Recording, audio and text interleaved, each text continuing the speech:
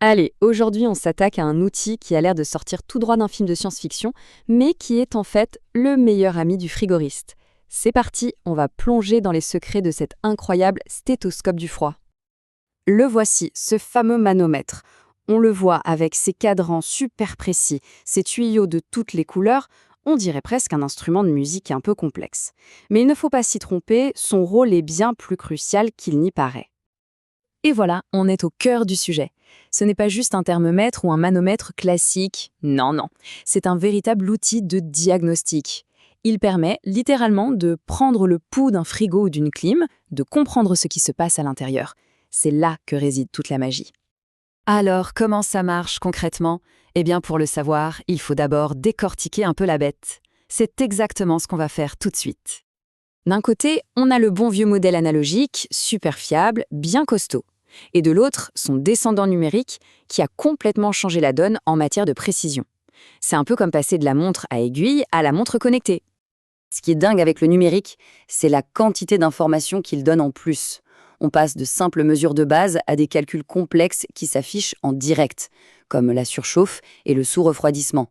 Sans parler du fait qu'il est compatible avec des dizaines de fluides.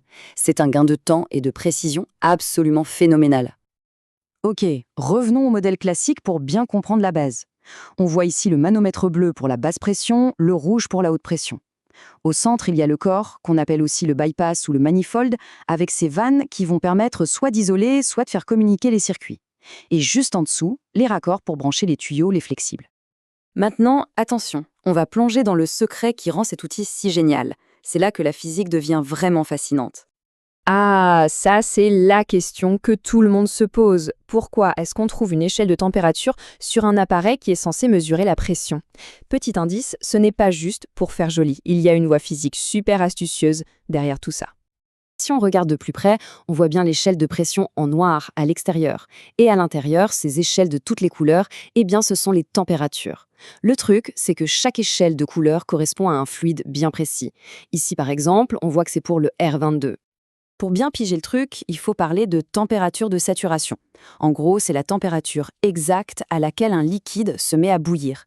Et pour chaque pression, il n'y a qu'une seule température de saturation possible. C'est une règle d'or en thermodynamique. Et cette image l'illustre parfaitement. Regardez, pour le fluide R134A, à 20 degrés, on a 4,7 bars. On chauffe un tout petit peu, et hop, à 27 degrés, la pression monte à 6 bars. C'est une relation directe, automatique. Le manomètre exploite cette astuce. En lisant simplement la pression, le technicien connaît instantanément la température du fluide. C'est juste génial. Allez, on aborde une autre notion qui est souvent source de confusion, mais cette fois avec un exemple que tout le monde connaît. C'est une super question ça. On est en permanence sous la pression de l'air, à peu près 1 bar. Alors pourquoi le manomètre de mon compresseur de voiture indique 0 avant que je le branche? C'est un peu bizarre, non? La réponse, la voici. Les manomètres qu'on utilise tous les jours sont conçus pour mesurer la pression par rapport à la pression atmosphérique. C'est ce qu'on appelle la pression relative. Le zéro du manomètre, en fait, correspond déjà à 1 bar de pression absolue. Donc, quand on mesure 2 bars dans un pneu, sa pression absolue est en réalité de 3 bars. Il suffit de le savoir. Bon, maintenant qu'on a vu la théorie, voyons concrètement à quoi sert tout cet ensemble de manomètres une fois sur le terrain.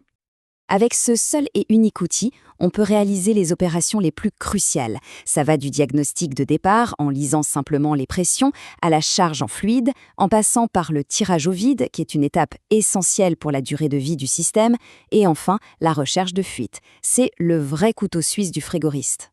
Mais attention, on ne rigole pas du tout avec la sécurité. On manipule des gaz qui sont sous haute pression. Le risque de se brûler ou de prendre une projection dans l'œil est bien réel. Les équipements de protection, ce n'est pas une option, c'est une obligation. Le message ne peut pas être plus clair, c'est la règle de base avant n'importe quelle manipulation. Les gants et les lunettes, ce sont les meilleurs alliés du technicien pour éviter les accidents. Pour conclure, prenons juste un peu de recul pour bien apprécier l'importance de cet instrument. Au final, ce stéthoscope du frigoriste, c'est le lien entre le technicien et les lois invisibles de la physique qui gouvernent le froid. Et c'est grâce à lui qu'on peut maintenir en état de marche tous ces systèmes qui sont au cœur de notre confort de tous les jours et aussi de notre chaîne alimentaire. Et ça fait réfléchir, non? Le manomètre nous a ouvert les portes d'un monde invisible, mais absolument essentiel. Alors la prochaine fois que l'on ouvrira le frigo, on pourra se demander: quelles autres technologies incroyables, mais tout aussi invisibles, rendent notre quotidien possible? La réponse pourrait bien nous surprendre.